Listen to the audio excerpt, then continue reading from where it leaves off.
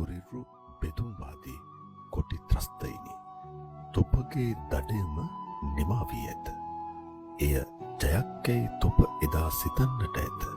එහෙත් 2500 වසරකටත් එහා පරම පවිත්‍ර ඉතිහාසයක් ඇති සිංහල දේශයත් සිංහල බෞද්ධාගමත් අකා මකා වනසා දැමීමට තොප සිතන්නේ නම් එය සිහිනයක් පමණි.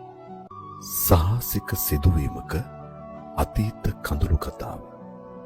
නම සිහි කරන විට පවා සංවේගයේ දනවන්නා වූ මුළු මහත් ලෝකයේම කම්පාවට පත් කරමින් මහා ඛේදවාචකය.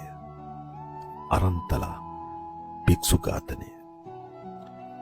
මේ තියෙන්නේ ඒ සිදුවීම ඌ දින ගමන්ගත් ඇත්තම බස් රථයයි.